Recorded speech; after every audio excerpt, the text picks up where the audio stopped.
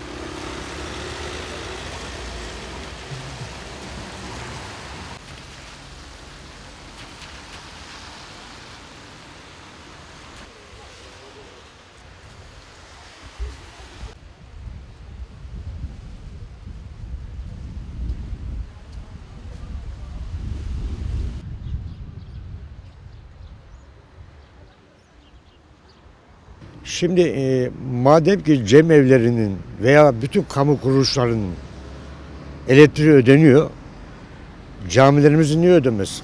Neden burada ayrım yapılıyor? Yani bunları da camilerimizde ödesinler. Vatandaş ödemek zorunda mısın? Zaten vatandaş zor durumda. Yani bu gidişle milleti, vatandaşı camiye bile göndermeyecekler. Yani bu ülkenin %99'unu Müslüman diyorsunuz ama camisine sıra gelince elektrik parasını ödeyemiyorsunuz. Cemevlerini de ödemeyin o zaman. Hiçbir kuruluş ödemeyin. Her kuruluş kendisi ödesin. Karşılansa daha iyi olur devlet tarafından. Çok güzel olur yani. Her cuma para toplanıyor. Yani bunu bir çözüm gelmesi lazım. Bence. Tabii camileri de cemevleri gibi almaları iyi olur bence. Çünkü camilerde bu memleketin %99'u Müslüman. Orayı da almalarını tavsiye ederim hükümete. Düşüncem bu. Benim bir inancım olarak, itikatım olarak ben şöyle bir şey düşünebilirim. Cem evleri tabii ki haliyle devlet yani bu konuda yardımcı oluyorsa veya da herhangi bir elektriği, suyu gibi bir ödemeler yapılacaksa ama bunun öncelikle caminin olmasını şundan isterim. Çünkü camideki ibadet ve muhabbet her zaman için haktır, gerçektir.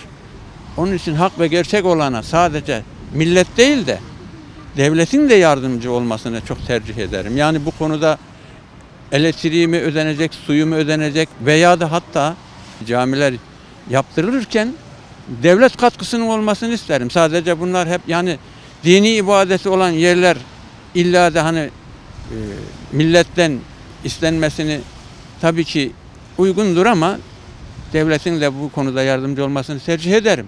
Diyeceklerim bu kadar. İnşallah devletimiz bu konuda duyarlı olur, yardımcı olur. Her zaman itikatımıza, dinimize, inancımıza sahip çıkar inşallah. İnan ki o iyi olmaz da inan ki. Bak cami bugün hepimizin gittiği yer, gördüğümüz yer. İnan ki yani Allah yardım etsin derim. Başka ne diyeceğim ki? Kesinlikle abicim katılıyorum. Bunun eğer cemevleri madem devlet tarafından karşılanıyorsa bir ibadethane, ona bir şey demiyorum, karşılanmasın demiyorum. Fakat camilerin de kesinlikle giderlerinin devlet tarafından karşılanmasını istiyorum. Yani bu kesinlikle böyle olması gerekiyor, böyle düşünüyorum yani. O haksa bu da haktır yani, o da ibadethane sonuçta. Yani insanları ayrıştırmaya hiç gerek yok. Eğer cemevinin giderini devlet karşılıyorsa kesinlikle camilerin içinde karşılamak zorundadır. Vallahi bana kalırsa iyi olur. Çok güzel olur. Ben cami yönetimindeyim.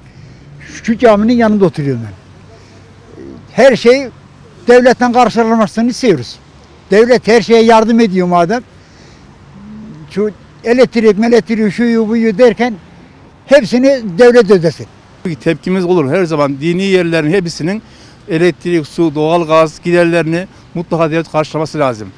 Hem bizim için de iyi olur hem de cemaatten para toplama işi de olmaz. Çok iyi olur bizim için.